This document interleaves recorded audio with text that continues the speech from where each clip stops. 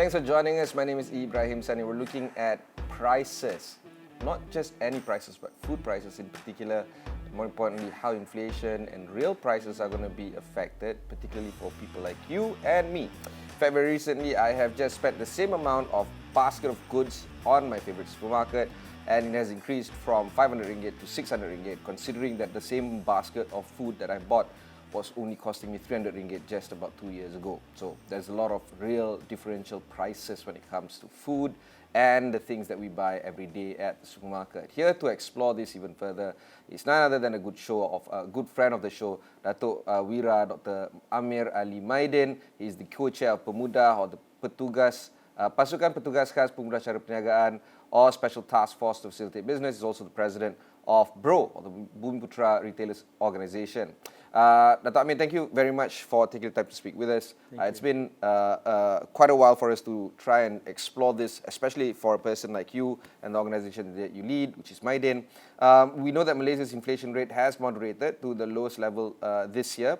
It does give a reprieve in terms of central bank policymakers to actually moderate the interest rate hikes. We've seen only one-time hike only this year.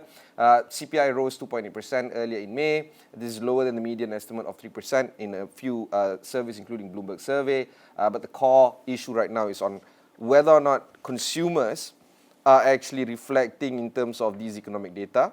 We all know that while the official data says inflation has gone down or inflation rate has moderated, quite frankly, especially somebody like me, food prices is still going up, and I have to now be very picky in terms of what I put in my shopping cart. Could you give us the lay of land in terms of where the situation is when it comes to prices, especially food prices? All right. Thank you. Thank you for having me. I think basically first we must understand food prices when you eat out, or food prices when you go to a supermarket or the convenience store that you buy things. Right? Undoubtedly, food prices in restaurants have increased tremendously. Right? And they have their own reason for doing that. They say input cost is high, electricity tariffs have gone up, labor has gone up, rental is now back and going up because COVID-19 is over, nobody increased the rental, so these are many issues behind it. But I think the question is that, is my grocery shopping prices going up? Right. People have a lot of perception. Perception rules the world, unfortunately. People keep saying prices are going up, and that's exactly what you said. Are prices really going up? Let's look at that. So maybe then we have to go to data. So in Mydin, and I'm sure our statistics department monitor data, we monitor key things that people buy. 500 items. We take 500 items, which is generally 70% of a basket. Then you buy different types of diapers. Some you buy something else. But our customers are B40 and M40. We know what they buy. So we take about 80% of that basket. We know what people buy.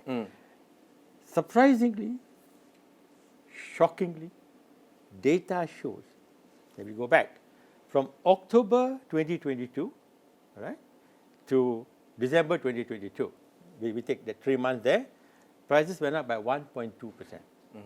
Only 1.2%. Then from October to February 23, prices went up by 0.49%. Right? That means January, February must have gone down a bit. Right. Now, prices are going up, March to July, prices have gone down by 1.46%. Shocking. Come on. I don't feel it. You don't feel it seriously sometimes because people don't really look at prices. You hear a lot in social media. That's the thing. Are you aware, for example, now, chicken has been price controlled at $9.40. In your mind, everybody says $9.40. You go there, you pick up a chicken, you go home. Chicken prices have gone down the last 3 days to $8.29 per kilo, from $9.40 to $8.29. And tomorrow, we'll be selling at $7.99. Massive drop. But why? But that's the thing. My data is called the receipt, shopping receipt. And my data has shown that it has increased by 20%, from 500 to 600 ringgit. So how do we reconcile it's like this. I don't know where you shop, okay? You're a Mydin shopper. go to Mydin, because my data is Mydin data, right? So we pick a basket, very transparent. The whole basket is here. Yeah. Everything, that 500 items are all here, Yeah. which are your normal vegetables, your tomatoes, your ginger, your carrots, your long beans, your kerisi, and your normal chicken. Then your fish, ikan patin, ikan bawal, siakap. You name it lah. The Yeah. main items that Yeah. anybody will buy. Yeah. Then we go to rice, then we go to sugar, then we go to even sundries. 500 items, right? And those are the prices. And we are monitoring it. I've got from 2022 until July 23, right? And that is, some prices have gone up massively. There's one item that gone up by 66%. Garlic. Suddenly just went up, okay? Cucumber has jumped by 40-50% suddenly. But a lot of things have gone down. So we have to look at the average. I mean, how people pick things up, what they pick, but this is the reality. And fresh item, the last 3 months, have gone down by 4.87%. Grocery down by 1.56%. Grocery through, which is sundries and things like that, have actually gone up by 0.4%. We average it out, we get 1.46% down. So actually, fresh has been the driving force the last 3 months, okay? And you know, they say, why? I can't dispute your basket, right? I can't dispute, but this is my basket, and the figures are all there. But why are fresh items going down? Is it because of self-sufficiency ratio? Is that it, SSR? I think basically the demand. See, people plant tomatoes, timun, your cauliflowers, okay? Unexpected demand. If demand goes down, prices drop. And seriously, we have a demand problem. Now, last time we had a supply chain problem, we had a supply problem. Prices were going up. Supply was a mess, you know, mess. Then we have disasters coming in, banjir lah, panas lah, this, okay? Somehow all that has stabilized, but demand has not. So you're saying demand is rising so increasingly right now? Right. So now, But with the interest rate increasing, Correct. isn't that, you know, all the economic textbooks says... right, correct. So now people have less money to spend. Your end pocket, what you have, disposal income goes down. So your demand goes down. Demand goes Theoretically, down, actually. and supply is there, prices go down. Yeah. It's theory, but it shows you in reality what happens. You see? So what happened? And of course, we have got import inflation. Okay. I mean, which is the basic topic. People say harga akan naik 20% because our US dollar rate has gone up and blah blah blah. Yeah. Then we say, really? We have to go back to the data, right? Then we go back to data and say, in July, exactly 1 year ago, what was US to ringgit? It was 4.584. Not much difference actually, you think about it. Right? You see?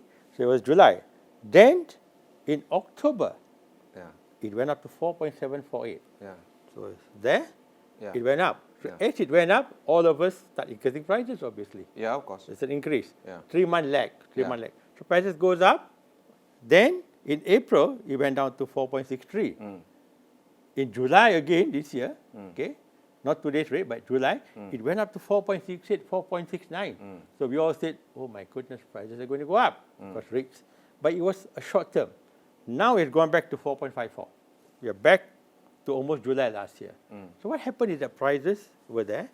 They started to pick up. That's why we have that 1%, 2% up. All right. Then it came down.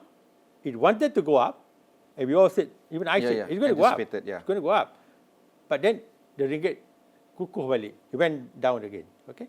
So now looking at this, the probability of prices going up in August, which is just next month, right? In August, the so-called magic number of 20% is not going to be there.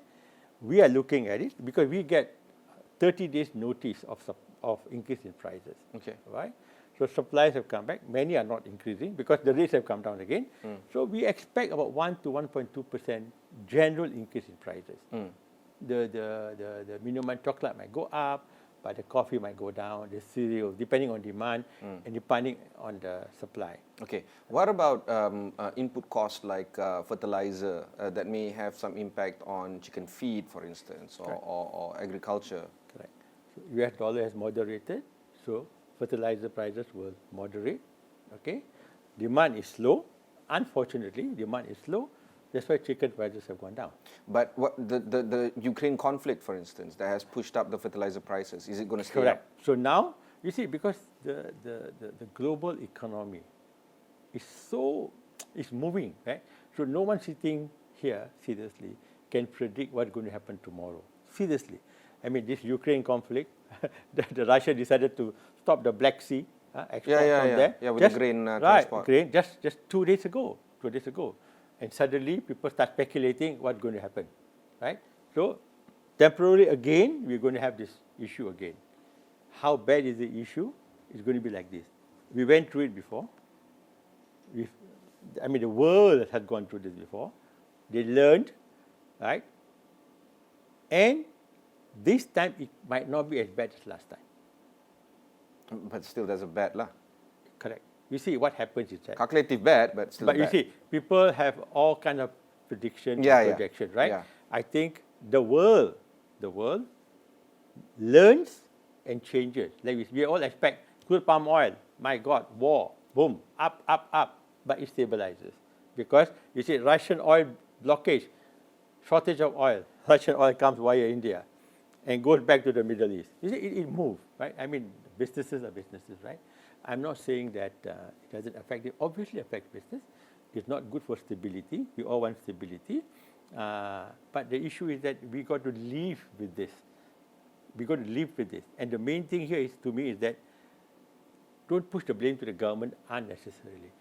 I'm not saying don't blame the government.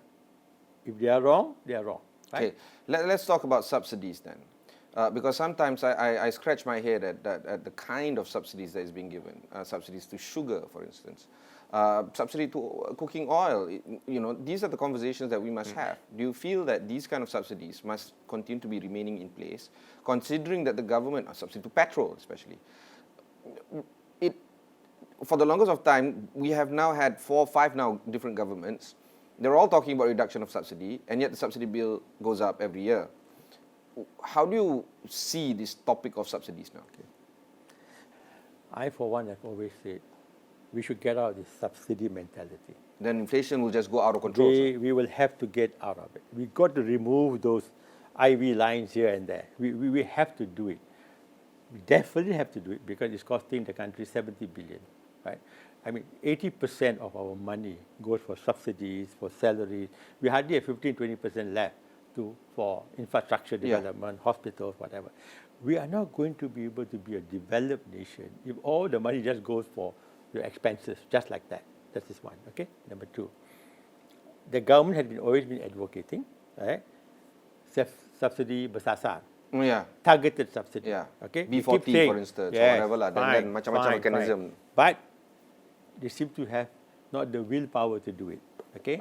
Every time they want to do something, another election comes in. Now we got state elections coming in. Because so they can't decouple from the topic of election result versus subsidy removal. Right. So this is this sheer political will that subsidies need to be removed. And obviously, what we need to do and how we need to do this. Obviously, we have to look at the macro picture, okay, and balance it up, right? So 70-80 billion subsidy, please remove it, okay? We have the subsidies hasar. We actually already know who are the B40s. We have the data because we're giving this MyKasih, we're giving this, all the government money is giving out through the LHDN system currently. So the government already knows. This is not something 3 or 5 years ago. We have to give vouchers. The politicians go around shaking hands and giving it. Now they already know who are the people, right? So all they have to do is, instead of giving this $100, which they just announced, and grateful to the government. You know why I'm grateful to the government? Because the government announced 100 ringgit for 6 months. The grateful should be the recipient. My goodness, I'm so grateful. My business jumped 50% the day they give the money. They use the money for... They use the money. Bukan joli kan. Bukan joli. Because they showed how much they need the money. So I thank the government, not for them, I thank the government for the business, saying that money, on a Wednesday, business jumped by 50%. 50% 2 days ago. Because the money was given on Monday. Straight away, people spend the money. So that goes to show that the people that the money is going to, the $2 billion, is actually needed by the people. So government knows who they are. So don't give 100 ringgit. You can give them 500 ringgit. Why not? But remove the so-called toll subsidy, the tong minyak gas subsidy. We know how much is being diverted wherever it is. So we have to get rid of that because unfortunately of the 70 billion, we don't even know how much is really going to the real. So you're giving an out to the government basically because people are talking about, not people, politicians are talking about there's no political will because the decoupling issue of polling results versus subsidy removal. But if you go with the big, if the government goes big on B40 targeted subsidy, which has been done in small stages of 100 ringgit, now push it up to 500 ringgit, there is a possibility of an out for the government and that political consideration can be negated. Is that what you're trying to say? Correct. I think we have to do two things here. All right. We'll have to remove that, but whatever we do, we have to do it slowly. We cannot have a shock treatment. Okay? We cannot have a shock treatment because the economy, the people, because it's not the B40s are getting the subsidies, the M40s are getting the subsidies, the T20s are getting subsidies. You can see the 220 don't depend on the subsidies, but the M40 are getting subsidies because the cooking oil, the flour, and whatever else is just going through, right? And just to correct it, sugar there's no subsidy. Sugar there's a price control. Okay. Price control. Okay. But others Yeah. they have subsidy. So I think we have to do two things here. Number one, we have to remove this. Number two, we actually need to increase people's income. That's the end of the end game, right? We have to increase people's income. That means what they need to do, they need to increase salaries, which is a real blackout for everybody out there, all right? Because people say, all of my expenses are going to go up. But you see, we have one of the lowest wages in the world. We are paying 1,500 minimum wage, right? Our economic minister has been talking about progressive wage model. The details will come out. They're having this stakeholders, and whatever. But I'm very sure it will come out. And we really got to move this. We might have to bulldoze this. The government might have to bulldoze this through the private sector. Because as usual, I employ 6,000 people, and you say, naik gaji, jangan. Yeah, but MEF, Malaysian Employees Federation, is going gung-ho on going militant now. It's like, no way, no how. Like, X amount of businesses will go out of business and so on and so on. They are the people, seriously, who is creating the issue because they are the one who wants low-wage model, because they are the one who want to do this, all right? These are the multinationals. All right. So what we need to do is we need to balance it. They meaning MEF, right? Because they are multinational, right? Their job is to what? To make money from a country, milk a country. If they can't milk it, they move to the next country, to Vietnam, to Thailand, or whatever. We will have to look what is best for our country. Okay. And the way to do this seriously is number one, a progressive wage model. The minimum wage has to go up progressively. Then you have the productivity element there, so you can pay people more. Numbers need to be sorted out. And it has to be done progressively. That means, don't tell me, the worst is the government loves to shock us lah. December 25th, they say, daripada January, gaji akan menaik daripada 1,500 ke 2,000. We get a heart attack, right? Tell us now, this is July. In January, please increase wages, minimum wage, by 100 ringgit. Then we adjust. Normally they do this in the budget. There's a budget coming up very soon, 3 months, 2 months from now. Maybe do you expect something like that in the budget? Right. I think we should. We should say it loud and clear that we are going to do this 100 ringgit in January, another 100 ringgit in June, another 100 ringgit in December. So we all know where we're heading to. This is the basic wage. Wouldn't that increase your business cost overhead considerably, considering that you have 6,000 people, many of them on minimum wage? So 1,005 times, 5,000 people, and then 1,006 times 5,000 people. It's going to hit your bottom line, no? You know what? That's very subjective. I pay out extra $2 million a month. That money goes to 25 million people who are working out. Or they come and spend back in Mydin. My business goes up. I make more money. I pay them back. It's a cycle. Nothing's stopping you from doing this now. Why don't you just increase you have the control within your company? Correct. Within my company, I have a control, right? But I have to be competitive in the market. If I increase my wage from 1,500 to 2,000, my wage cost goes up, my total overhead goes up. I cannot compete with harga ayam with my next competitor because his wage is 1,500. That's why it has to be top-driven sometimes. It has to be top-driven because then everybody's wages have to go up. Then I become competitive.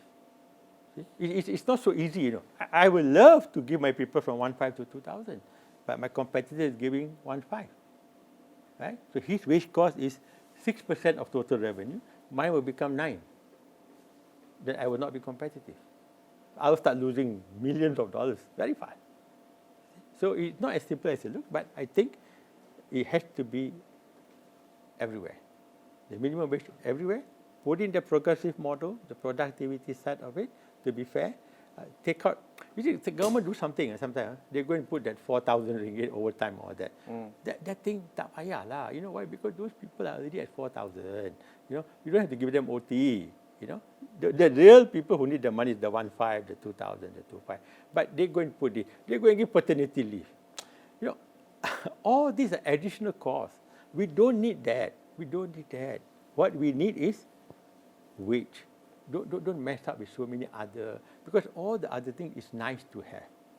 But the core issue is still the wage. The core is the wage. But when from the employee perspective, you say, give them extra 2 days there. I would like to declare public holiday today because whatever reason. Tomorrow somebody wins another state election. They have another public holiday coming. You know, that costs money. The last public holiday cost the industry $1.5 billion that day of productivity. This is where money just goes out. We should be very strict with public holidays. Why? I think I saw somewhere Malaysia has one of the most correct public holiday. Correct. So this is what we have to get it right. This is popular things, you know. I mean, the government, if it's a strong government, should need to get out of this popularity kind of thing. You see, when the government is I don't know. I mean, like on behalf of all the politicians in this world, you have to be popular. Correct. But if you want to do the right thing, as a parent, do you have to be popular with your children? No. Right? I don't have elections with my kids every 4 years. Correct. They don't have a choice, right? They don't have a choice. Right. But here, what you have is you're asking the politicians to do the right thing, Datuk. It's not easy. I agree. What I say is like unless the popularity wants the politician to do the right thing, then they do the right thing. Undi 18, for instance. You know, that's it's the same thing. As a parent, you are strict with your children. The children only realize it when they grow up. Yeah. My parents did the right thing and I was wrong. Yeah. I think we've got to do this. Politicians have to make decisions for the country, not for themselves. Yes, everybody wants to be popular. I would love to have my children say, thank you, daddy, thank you, mommy, whatever. But unfortunately, we have to use the cane when we need to, right? So the politicians are there. They must be there for the better of the country, not for their own popularity. Unfortunately, the real world differs. But this is what we need to do. Be unpopular for 3 years, you got 2 more years for election, then you become popular lah. If the consumers go to the supermarket and they see the price increasing, even though your data says no, my data says yes, how do you see this discrepancy? I'm trying to circle back to the whole purpose of the whole genesis of this conversation. Where do we start in terms of managing that perception of real prices going down versus the perception of prices going up? I think we have to look at the reality. I am not saying prices are going down. I'm not saying prices are not going up. I mean, let me correct you. Yeah. I'm just saying that the last 3 months, data shows it has not gone up the way people are talking People about. are talking. People The are way I'm talking. The way you are talking about it. So it's all perception. I mean, I was on one radio show and somebody mentioned, one fellow came online and said, you know what, I went to a store 200 and now I'm paying exactly the same item, 250. I can't dispute what he's saying, all right? But Mydin data is there because we take 500 items, okay? In your basket could be some items that are really not to us asas in terms of the popular one. You could be buying some premium diapers, you know, that guy suddenly increased the price by 20-30%, right? And he will have good reason to do it, and they could have brought your basket up, you see? But when you look at the basic item, it's not happening. So I think it's important for us to get the perception right. And I have always been honest. Beras tak ada. I have been screaming out there, there's no beras. When there was no egg, I've been screaming out there to the government, there's not enough eggs, you know. when the price of chicken go down, it's only fair I also scream the price of chicken is going down. Let's talk about supply per se. Do you feel that Malaysian entrepreneurs need to focus on agro business right now? Unfortunately not. People are not doing it. And why? Why do you think that's wrong? I'm sure you would love to buy from local suppliers about anything. Right. You know, unfortunately, what we need to do here, there's certain things we are not going to be competitive in. Let's accept the fact. Let's accept the fact. Some things you can do and some things you can't do. We just have to look at the food security. What is, in case of war or something happen, we can't be dependent. Yeah, Look at the basic, SSR lah. The basic beras lah, beras, gula, tepung, something like that. Okay, and look at some countries model, like India, for example, massive wheat importer many years ago, now a massive wheat exporter, but my God, they got $1.5 billion to feed, 1.5 billion people to feed. Yeah. How did they do it? So there's some things that we can do. Do we have the right soil for it? And you know what? We cannot be saying peladang-peladang kecil, it doesn't work. It's an industry. You really got to go big. You got to really have the Sime Darbis or whoever the big GLCs are.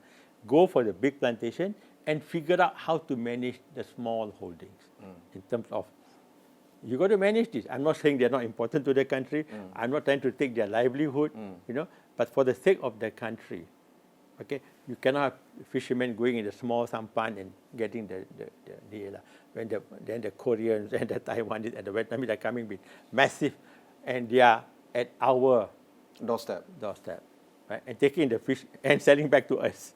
Let's look at what we can do and what we cannot do. If we can do only timun, let's focus on the timun, and you got to buy the cauliflower, you got to buy the broccoli, then you buy. You know, cabbage is so expensive from Cameron. You fall back to the whole bartering system. I mean, of 10,000 years ago, we have this. It's okay. Fine. Then we use this for that. Right. I mean, cabbage is cheaper from China. You buy from China. Your cabbage is expensive. You are not going to be cheap. You cannot going to be competitive. So why you make us suffer by having expensive cabbage? You let us import. Our onions are imported. Our potatoes, you know what? Everything we import. At the moment, almost everything. Food is import. Okay, so we should export what we are good at and try to balance it. And just have a minimal food security where you say, you know, this is my red line. Kalau tak ada beras, habis. Game over. So figure out how to do the beras part. Yeah, figure that out. Which actually we can do if we put enough money in MADA and get the agriculture system sorted out. Right. Datuk, final comment. Datuk, very short one. I think it's very important here is that for food, let's be very clear. In any world, wherever it is, prices go up. And prices will go up. Important is how high they go. That's one. Number two, we really have to get to the wage model. So people's salary, income goes up with price increases. Okay? People say, alah gaji naik, barang naik harga. It's okay. Let's earn the 3,000 and be able to buy the same basket at 3,000. At least comparatively with other countries. I grew up in Sydney. Minimum wage is $25 per hour. Right. Prices are not like super inflationary. So that is the way to do it. And we've got to push this. We've got to push it, push to the industry. And you know, myself from the Pemudah side, we're also trying very hard to convince the private sector that we have to move this way. All right. That was Datuk Wira Dr. Ameer Mydin, the chairman of the Special Task Force to Facilitate Business, or Pemudah. If you want to learn more, just head on to astroawan.com and find out more information there. My name is Ibrahim Sani. Catch you in the next one.